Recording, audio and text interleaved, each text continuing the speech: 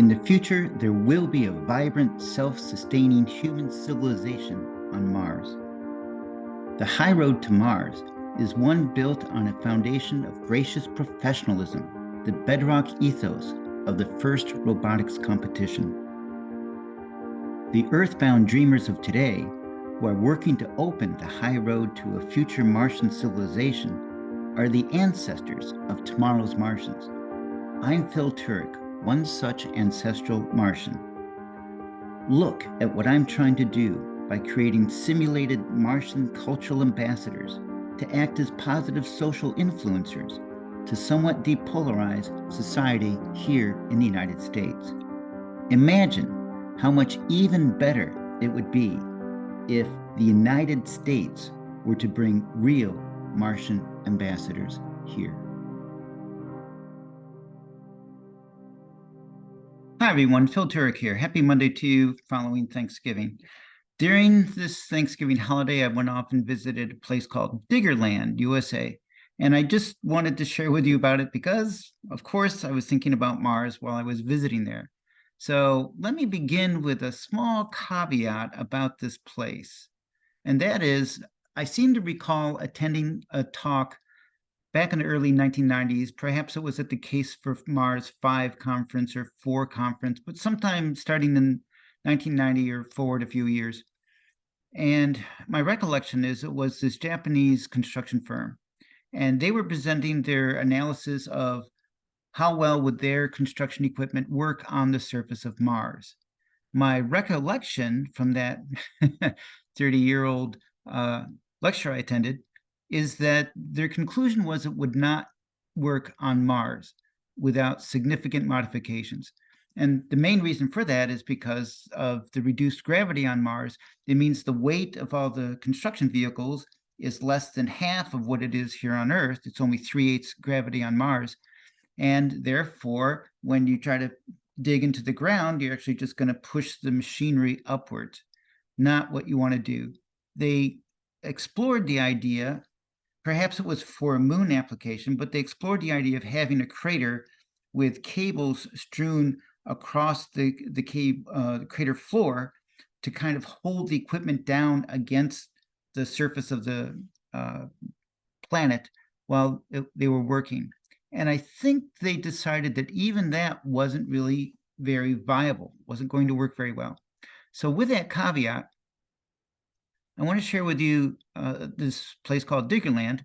And why does it appeal to me talking about Mars? Because I'm trying to design a Martian settlement that is viable, vibrant, right? And self-sustaining. So if it's vibrant, that means it's not going to be just 20-year-old scientists and older. It means there's going to be adolescents there, and eventually toddlers, and eventually children, maybe even in that order, because we're quite reluctant to even experiment with how well human bodies reproduce in a reduced weightless environment.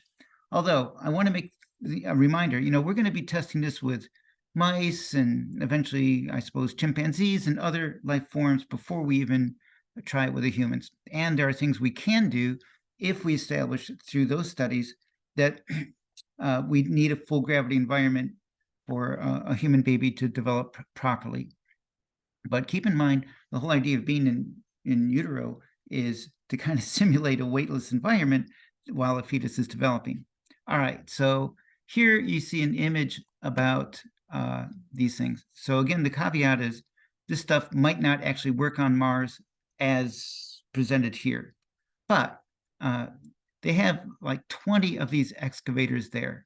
And this is all a product of a British company, JCB. And they're proudly showing off that they have the fastest equipment.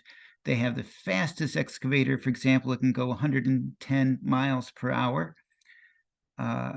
They have this designed for children to operate. And that's why this is sticking in my head so much, that here you are. They give you several minutes and you're in this big sandbox and you operate the controls on this actual piece of construction machinery that they've set up for children to learn on. And if we're going to have a vibrant settlement on Mars, we probably want to have our amusement parks on Mars to also prepare them to work on construction sites on Mars as well. All right, so not sure why it's going forward, backward. They have a bunch of equipment. Here's a backhoe, and here's a little sign saying you must be at least this height and that weight, and if you're being held, what's going on. And in this little video clip, it's already after the customer has already finished going around the course. This is now where the attendant is just returning the vehicle back to the starting point. And for that, he's lifted up the bucket at the front end so that he can more carefully see exactly how he's going to park this thing next to the on-off ramp where customers get on and off. Okay.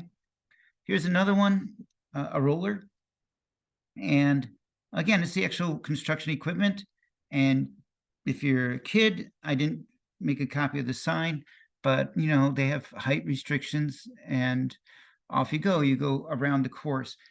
At the very, very end of this clip, you'll notice that I'm pulling up and stopping in front of another pair of people, and it's basically a mom and a little child who are going through this experience. So you see that right at this end of this couple seconds. You can just see them, they're getting ready to take off in front of me. Okay, great. So on Mars, what is a construction site for the adults could be like an adventure playground for the young Martians on Mars. And I think that's about all I'm going to do for this update. I'm eager to get back to seeing the students I'm working with. I'll be there in about 3 more days, and we'll go forward from there. All right, that's all for now. Bye.